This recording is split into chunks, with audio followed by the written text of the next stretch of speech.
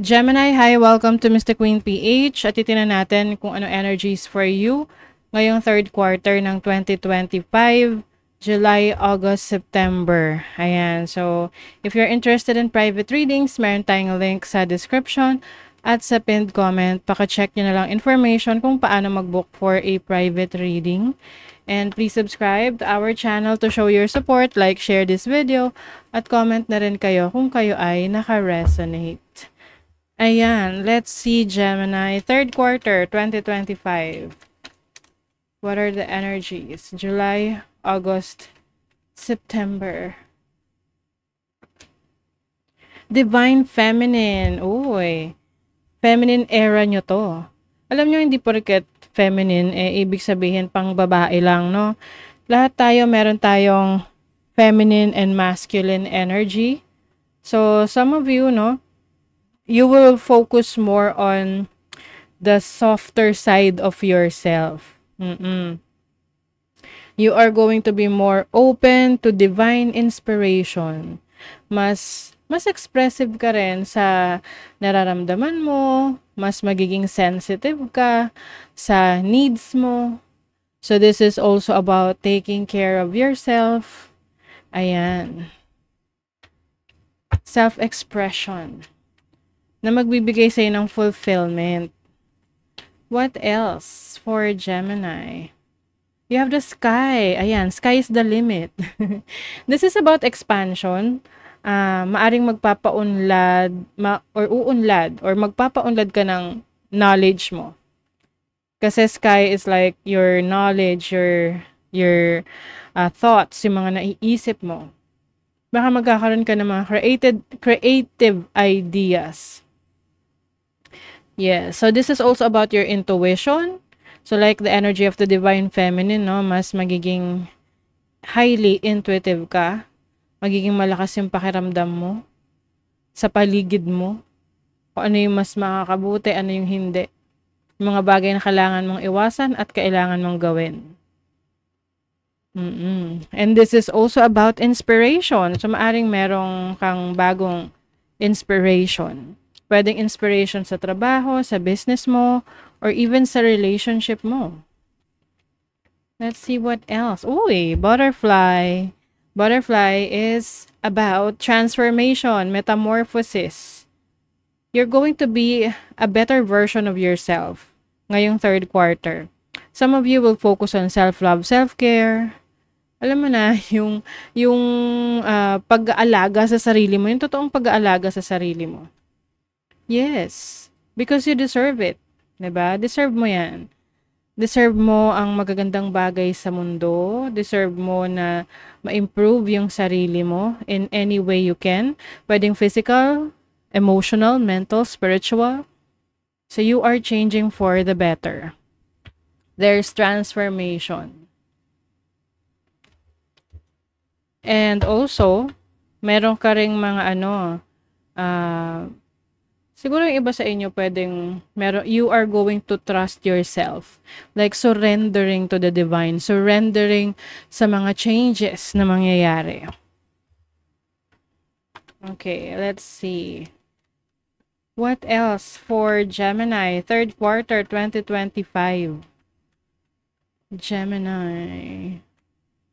Knight of Pentacles. Oh, stability in your finances. There's also good news pagdating sa trabaho, business, career. Ito ay pagpapatuloy ng mga bagay na nasimulan mo. This is planning stage. Yung iba, pwedeng nagpaplano kayo ng iba pang gagawin nyo to improve yourself, to improve your career, your business, your relationship. But some of you, this is related to money, finances. You have the Seven of Swords. Ayan. Pay attention sa mga intensyon ng taong makakasama mo ngayong third quarter. Kasi I see someone na pwedeng isabotahe yung mga bagay na ini-improve mo or ginagawa mo para sa sarili mo. Hindi maiiwasan. Minsan may mga ganun talaga na iinggit, no? Lalo na kung nakikita nila na mas nalalamangan mo na sila. Kasi may mga ganun, may mga taong kinukumpara nila ang buhay nila sa buhay ng iba, samantalang kanya-kanya tayo ng path. Kanya-kanya tayo ng journey. So, be careful sa mga pinagkakatiwalaan nyo sa pera, sa business ninyo, pati sa trabaho, kasi mamaya niyan, sinisiraan ka na pala sa boss mo, o, 'di ba? So, maging maingat sa mga impormasyon na sasabihin sa kanila. Uy, kaya naman pala, you are very attractive, Gemini. Itong third quarter, maipapakita mo yung best version of yourself. Kasi nga, you are finally focusing on taking care of yourself, loving yourself. 'Di ba? Ang ganda. This is also about fertility. Mas magiging productive ka. Mas marami kang kayang gawin. Mas mapapaunlad mo ang iyong kaperahan. Because the Empress is about abundance, creation, flow of your resources. Yung mga needs mo, matutugunan mo. Let's see. Uy, the Hermit. Okay. Some of you, may isolation. So, ibig sabihin nito, hindi rin kayo yung tipong kahit sino na lang, if a friend ninyo, or kahit sino na lang, hahayaan yung maging parte ng circle ninyo. So, you will still have this solitary energy na may mga bagay na ikikip mo lang sa sarili mo for your peace of mind. 'Di ba? And the Hermit is also about reassessing the situation, self-reflection. I think magkakaroon ka ngayong third quarter ng realization of the things na what could have been or what could have been better para sa'yo.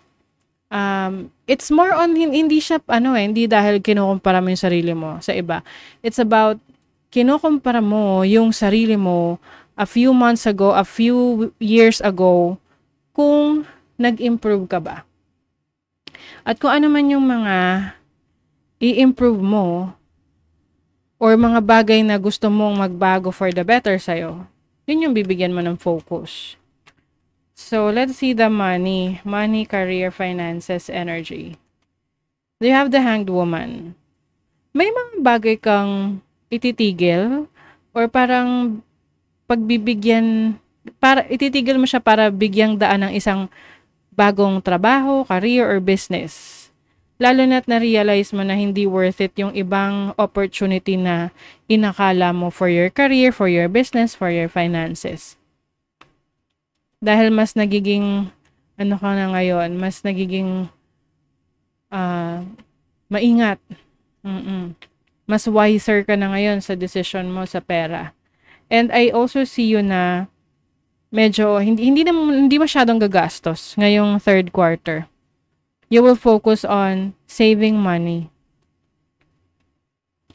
Let's see your love life. Ace of Pentacles. So, there is a new beginning. Itong new beginning na to can be sa isang relationship na gusto mong pasukin. At itong relationship na to, pwedeng itong person that you are dealing with is someone na generous, no? Mapagbigay siya. Very supportive sa dreams mo, sa mga goals mo. And that is good, 'di ba? Maganda 'yan for a relationship na ka-partner. Yung supportive sa mga gusto mong gawin instead na kaysa yung ikaw ay pinipigilan. You have Venus in Gemini in the third house. You will also have a lot of admirers. Ayan. May mga naa-attract sa'yo. Oh my God. Alam nyo, ewan ko kung meron Taurus energy sa inyo, no? Kasi it's the same cards na nakuha ko for Taurus. So, you will also focus on your instinct, your intuition, and making decisions. At magbibigay ka rin ng panahon sa sarili mo na mag-enjoy. Oo. Alam mo yung pag-enjoy, hindi lang naman kailangan kasama mo yung ibang tao eh. Makakapag-enjoy ka, iba sa inyo nag-enjoy na alone. Gumagawa ng activities on your own na walang gumugulo sa inyo. Choices. Okay. Worry less about making the right choice and more about being strong enough to handle any outcome. Oo nga naman. Kasi minsan pag maraming option sa paligid natin, nalilito tayo, alin dito kasi ayoko magkamali. Dapat best ang makuha ko. But minsan, no, ganun talaga eh. Para siyang raffle. Hindi mo alam kung ano ba, mananalo ka ba sa choices mo. But ang importante doon is maging strong enough ka na i-handle kung ano yung magiging resulta ng mga decision mo. Okay? So, that is your reading, Gemini. Thank you so much. See you again.